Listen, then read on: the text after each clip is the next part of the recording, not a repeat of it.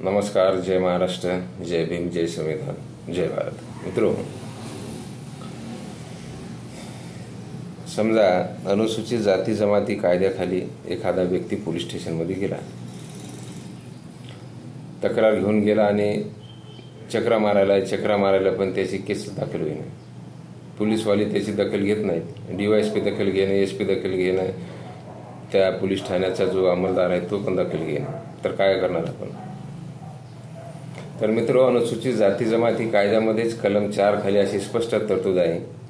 एखाद्या लोकसेवकाने जर wilfully neglect of duties केली, त्यानं जर कर्तव्य बजावण्यामध्ये जर निष्काळजीपणा केला या कायद्याखालील असणाऱ्या गुन्ह्याच्या संदर्भात, तर त्याच्यावर सुद्धा आपण गुन्हा दाखल करू शकतो, त्याच्यावर सुद्धा ती कारवाई करू शकतो.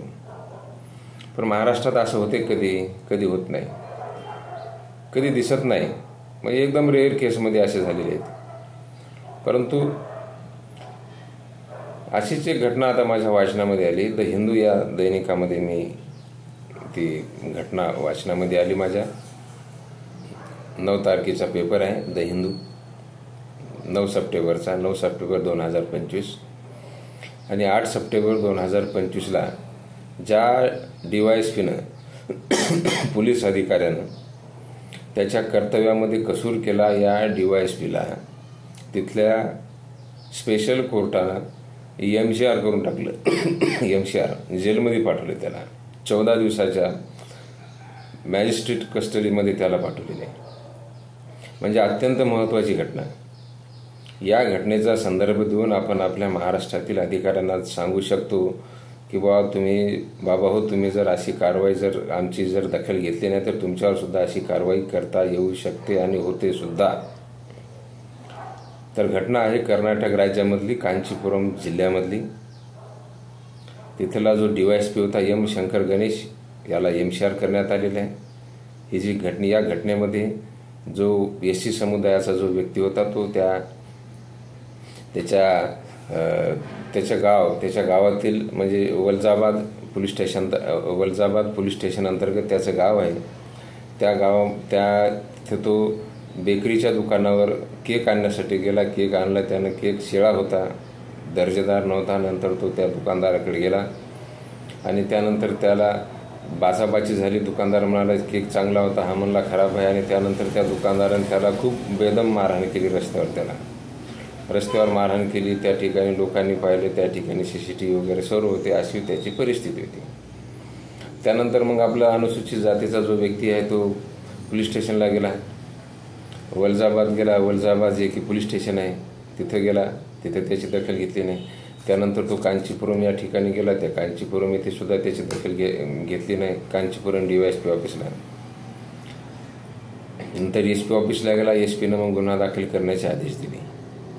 आणि त्यानंतर मित्रो, ही जी घटना होती, घटना आहे 25 जुलैची घटना आहे. आणि त्यानंतर कमीत कमी 20-25 दिवसानंतर ती गुन्हा 20 ऑगस्टला तो गुन्हा रजिस्टर झाला. म्हणजे 25 दिवसाच्या दिरंगाईनं तो गुन्हा दाखल झाला. आणि त्यानंतर नेहमीप्रमाणे प्रकरण आलं कुठं? कोर्टामध्ये. प्रकरण कोर्टात आल्याच्या नंतर त्या कांचीपुरम येथील जिल्हा व सत्र न्यायाधीश, प्रमुख जिल्हा व सत्र न्यायाधीश, ज्यांना विशेष न्यायालयाचा दर्जा आहे अनुसूचित जाती जमाती केसेस हँडल करण्यासाठी, तर ते जज होते पा यू चमल यांच्या न्यायालयामध्ये ते प्रकरण आले. मग न्यायालयाने संपूर्ण कागद पाहिले आपले नेहमीप्रमाणे. घटना कधीची आहे, उशिराने का दाखल केली, फिर्यादीला विचारले. फिर्यादीने सांगितलं, सर मी या ठिकाणी गेलो, त्या ठिकाणी गेलो, SPना भेटलो, DYSP भेटलो, PIला भेटलो, पण माझी दखल घेतली नाही त्यांनी. हे माझे निवेदन आहेत, हे माझे अर्ज आहेत, एवढे घेऊन गेलो, पण माझी दखल घेतली नाही. त्यानंतर जज साहेबांनी त्या DYSPला M. शंकर गणेशला त्या ठिकाणी कोर्टामध्ये बोलून घेतलं आणि त्याला सांगितलं की तू अनुसूचित जाती जमातीचं कलम 18A कंप्लायन्स केलेलं नाही.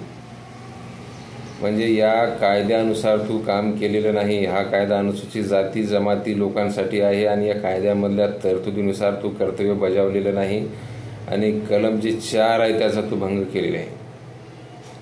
आणि त्यानुसार मित्रहो, जे साहेबांनी त्याच दिवशी सेम डे 8 सप्टेंबर 2025 रोजी त्या DYSPला आदेश करून सरळ त्याला MCR करून टाकले, जेलमध्ये पाठवून दिले. 14 दिवसाच्या MCRमध्ये पाठवून दिले. त्याची बेलची सुद्धा त्यांनी दखल घेतली नाही.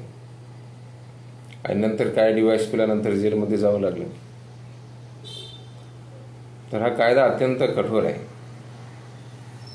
त्याची अंमलबजावणी कोण करते आणि त्या पदावर कोणकोणते अधिकारी पोलीस कर्मचारी बसलेले आहेत त्याच्यावर हे डिपेंड करते की या कायद्याखाली कारवाई कशी करायची ती.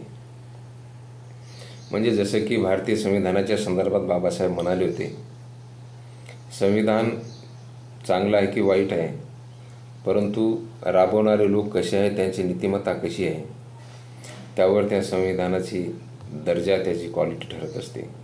आणि हा कायदासुद्धा असाच आहे. या कायद्यामध्ये अत्यंत चांगल्या तरतुदी आहेत. त्या तरतुदींचं जर पालन जर पोलिसांनी जर केलं तर अनुसूचित जाती जमातीवर अन्याय अत्याचार होणार नाहीत आणि झाले तरी त्यांना चेक बसेल, समाजामध्ये असा मेसेज जाईल की या कायद्याखाली गुन्हा करता येणार नाही, या लोकांना त्रास देता येणार नाही. तर या कायद्याच्या अनुषंगाने या आजच्या व्हिडिओच्या माध्यमातून एवढंच सांगायचं, कायद्याची अंमलबजावणी करणारी यंत्रणा भ्रष्ट जरी असली तरी आपल्याकडे मार्ग आहेत. ज्यावेळेस अशी घटना घडत असते त्यावेळेस सरळ आपण तिथल्या तिथलं जे सेशन कोर्ट असेल आपल्या भागामधलं, त्या कोर्टामध्ये जायचं आणि तिथल्या जज साहेबांना ही संपूर्ण कथा सांगायची, संपूर्ण स्टोरी सांगायची. आपले दिलेले अर्ज, विनंत्या, जे काही केलं असेल पोलीस स्टेशनला सर्व सांगायचं आणि त्यांना विनंती करायची की सर यांच्यावर कारवाई करण्यात यावी. आणि त्या जज साहेबांना तेवढे अधिकार आहेत, सुमोटो स्वतःहून दखल घेण्याचे अधिकार या कायद्यानंच दिलेले आहेत.